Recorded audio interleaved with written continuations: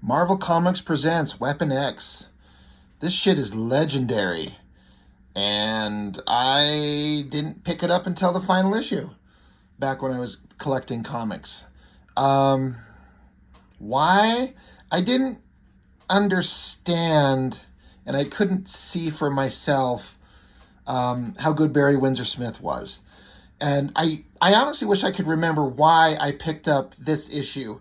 It might have been the cover was just incredible and just caught my eye. It might have been that I'd been hearing enough about it that I'm like, I need to try this. I need to check it out. It might be that I went to the comic store on occasion.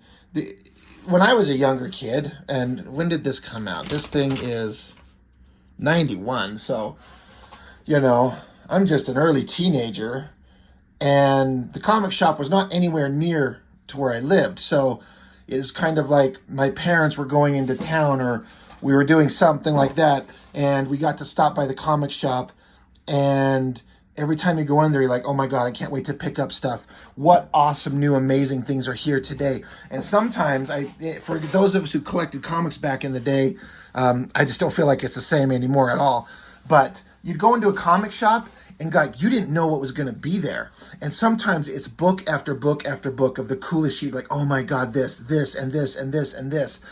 And sometimes there's only 2 or 3, and sometimes there ain't shit there. And those are the times that really pissed me off. Like, I get the opportunity to go, and you're excited for what's here. What am I going to find?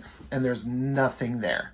And I feel like, if memory serves me, this might have been a time when I went to the comic shop and there was nothing else there. And I'm like, well, I might as well get something.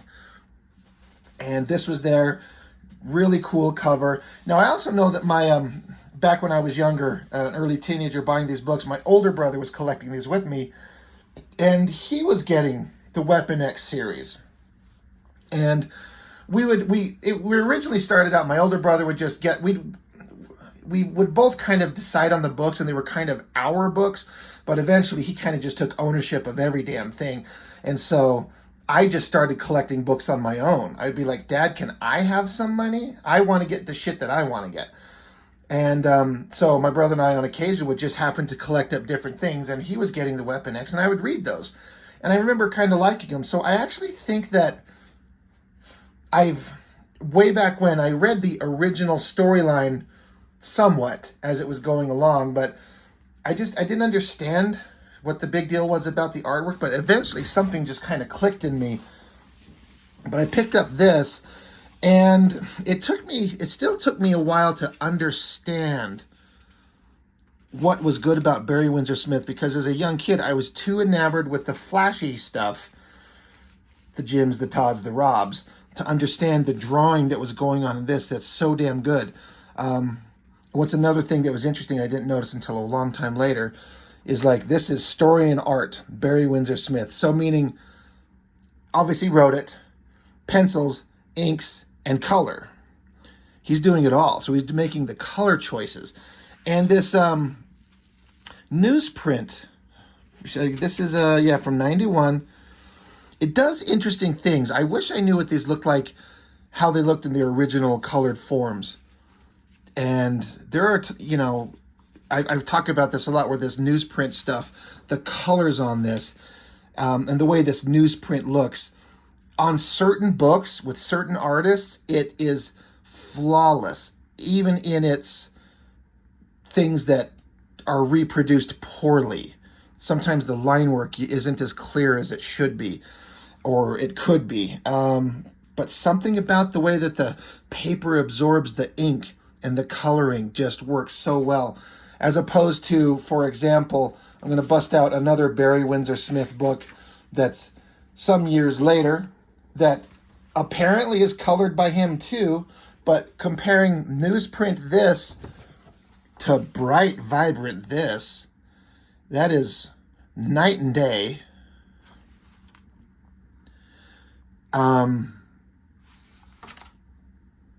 I'm sitting like, is there one that's better than the other? It depends on the material. It depends on the story. Depends on who's drawing it, but when it's the same guy, and this one also says in here,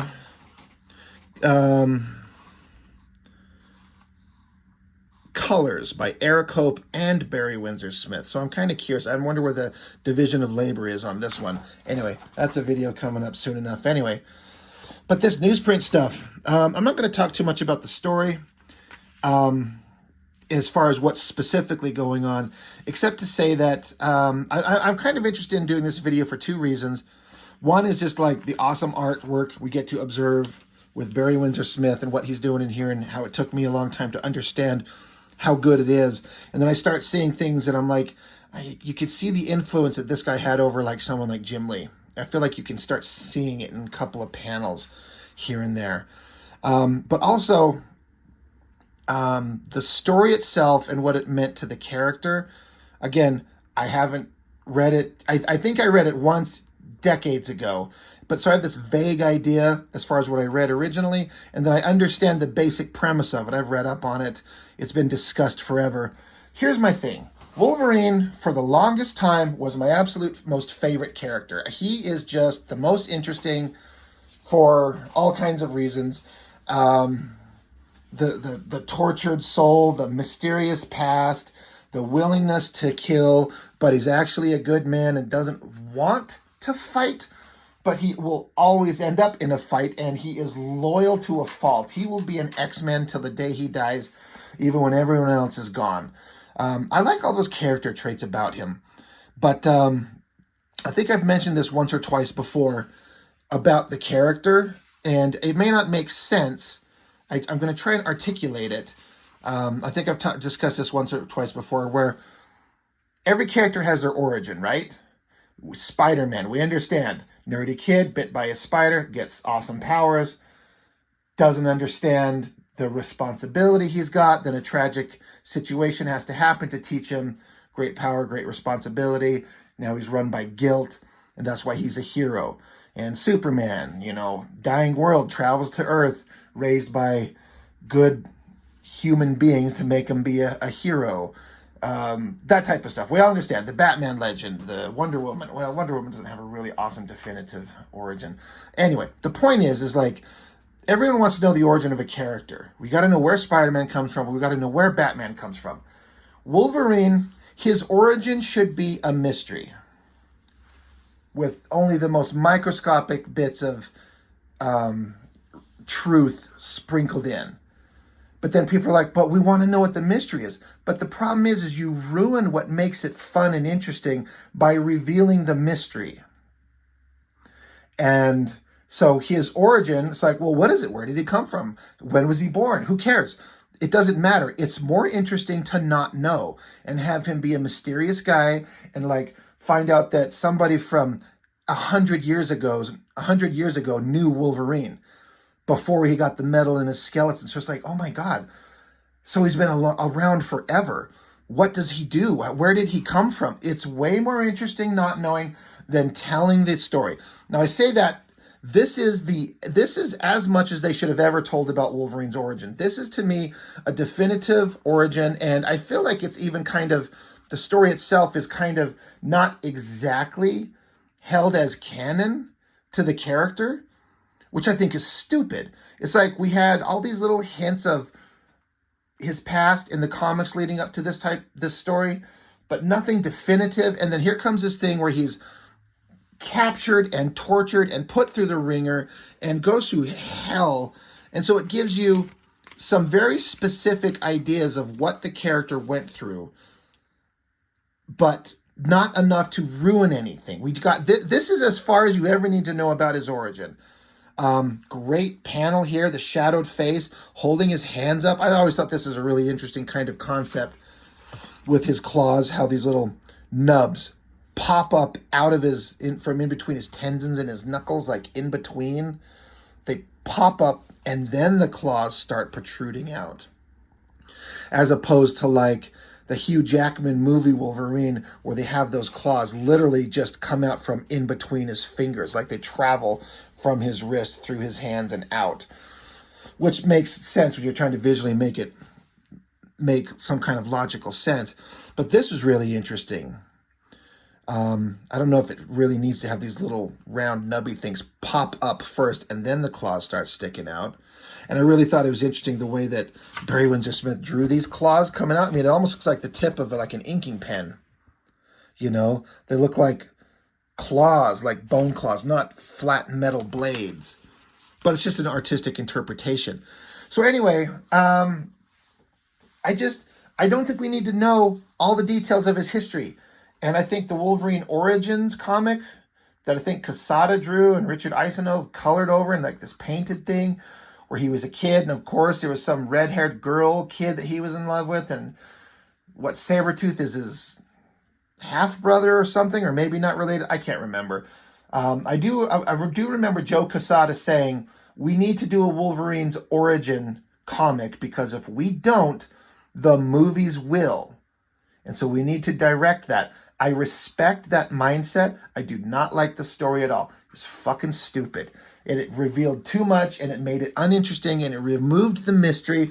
And now there's this whole other thing with this like animal god creature named Romulus and all this. I can't stand it. So Batman's origin, you know, parents are killed, and so Batman decides to take up the cause of vengeance. Superman's origin, you know, alien from another planet, raised by humans, Spider-Man, all that. Wolverine's origin should be a mystery, and it should be left a mystery. Now, it's too late because they've already fucking ruined it.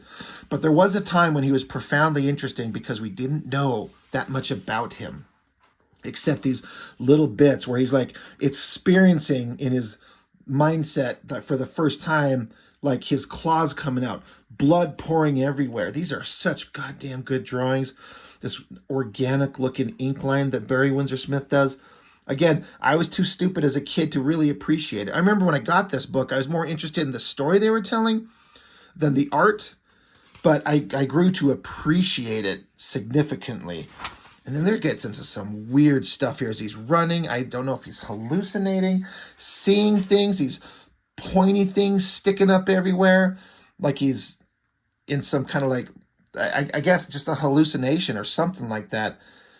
The coloring that they do here, I've always loved this panel where the shadows on his figure bleed into the background. So I don't even know what term to use to describe what that would be. It's such interesting drawing and such great figure work. It's like a real understanding of human anatomy and the twisting of muscles and the tendons underneath the skin and all that type of stuff, as opposed to faking it like so many other artists would do. And then it got into some really wild, weird shit where he's like growing all these spiky things out of him. I don't know. It's like it's a nightmare.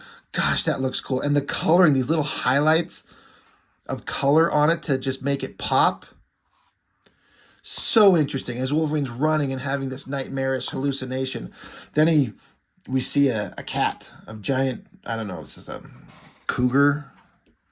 I'm sure it'll say. But Wolverine kind of comes out of his delirium, cuts through a chain link fence, and he comes face to face with the big mountain lion or something.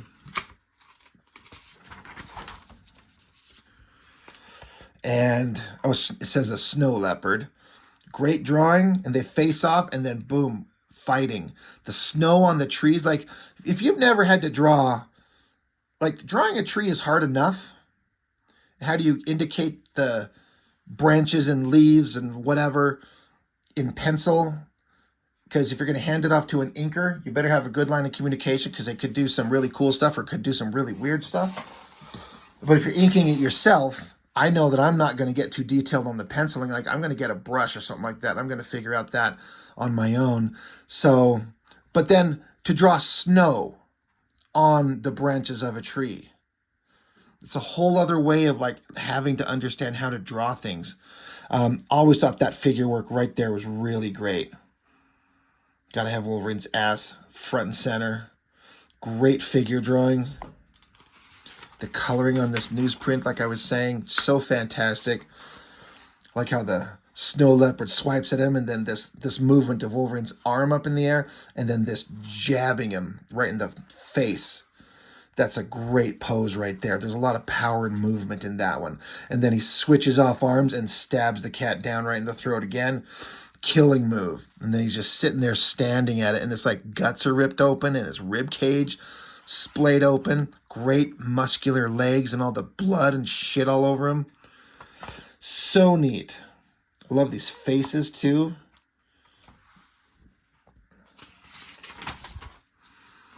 Again, I can't remember exactly what was going on, what these people were discussing, except that, you know, this is a test subject, and they bonded the metal to Wolverine's skeleton, and this is a big deal because his mutant healing factor keeps him alive. So it would work. Turns him into like the deadliest weapon alive. Turns him into Weapon X. Interesting shot how these soldiers are coming along and going to try and put the little clamp around his neck to cage him, and Wolverine's like, no, I'm going to throw up the old X symbol because fuck you, I got claws. Kills him. Pretty awesome. And then I guess they don't understand that Wolverine's on his way to get to them. Alarms going off. Claws rip into the door, busting through. There he is. Pretty psychotic, monstrous look on his face without an open mouth, screamy look like a certain Mr. Rob Liefeld would do. Like, you can have psychotic and angry without like squinting eyes and screaming mouth and drool in your teeth. And it's interesting because it says the end, implying Wolverine goes into this room and probably kills these people. Then there's an interlude or an epilogue. Really weird choices. I feel like it's more of a abstract-y art thing, but look at this page. Can you tell what that is? Now, maybe you've seen this and you know, but it's really indecipherable. You're like, I don't know what I'm seeing at all. It's pretty. I like the organic line work and the colors flowing, but it's like a way of indicating like icy walls in this crazy frozen wasteland where Wolverine is at, as he's presumably killed those other people. Now he's running out into the cold, because I believe the only other kind of origin that was ever shown about Wolverine is that members of Alpha Flight, I forget their names, the guy and the girl, the husband and wife, who cares? Like, they find him out in the wilderness and take him in and kind of nurse him back to health and get his mind straight. And this is leading into that, I believe, is the implication. So Wolverine's got to run out in this snowy kind of environment.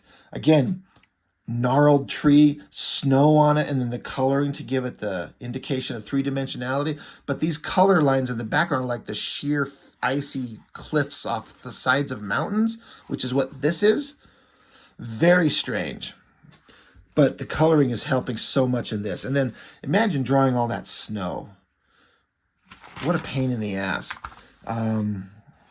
Same thing there. And then what an interesting way to draw the character, to have the snow like hitting his hair. Maybe it's like melting because he's got body warmth, so it starts to melt a little bit and fall down his long hair, but then it turns into icicles as it reaches the tips of his long hair because it's now away from his body heat. That's kind of how I interpreted that. This is an almost indecipherable image. Like, this is the side of his face. There's an eye, a nose, and his mouth is here somewhere. But then these like the snow and ice forming on his hair. You could almost not tell what that is. It's almost like a monster. You know, he's even got his claws extended, like he can't or won't retract them. Very weird, very creepy. I really like this face and the inking on that face there, the shadows and everything. Really neat. And then he just keeps wandering off into the winter cold. And then the other characters we're led to believe are dead. Very interesting. There's something to say for a story where sometimes you jump in the middle of it. You don't know what's going on previously. So you're kind of left with like gaps that you don't understand. So it makes you wonder. You start using your imagination. What does this mean? What happens? What are the implications? So from a story perspective, I actually do remember kind of enjoying the mystery of this. And I'm pretty sure, just before I started filming this, I went looking and found a Weapon X collection that I'm probably going to order so we can look at the entire story proper. And even better is in the back of that book was like 10 or so pages of original black and white artwork that he did, which are going to be so worth it. So I'm probably going to have to pick that up here pretty quick. We're not going to bother with the Firestar story, written by Marcus McLaurin and Marie Javins. Pencils by Dwayne Turner. This is some pretty... I mean, it's got to be beginner stuff from Dwayne Turner. It's certainly good, like very competent, but very boring. He would go on to be a pretty damn good artist. Unfortunately, the only thing I have really of his that I had anything to say about was drawing that horrible, god-awful Curse of Spawn comic. And his artwork's fine. The inking is fantastic, but the stories are just the worst. That is a terrible ending splash page. Like, so not dynamic. He's got the Liefeld curved hill. And, like, I'm going to sort of throw in some rectangular shapes in the background because those are buildings. Maybe he ran out of time. Maybe he was out of energy. I don't know. That is pretty bad. It is boring as hell, especially how bad do you have to feel that you get put in a book next to this type of stuff. But Dwayne Turner come a long ways real fast. But Weapon X, issue 84. I was not smart enough to understand how good Barry Windsor Smith was to start, but I do now. That's pretty awesome. So that's all I have for this one. Thank you for watching. See you next time.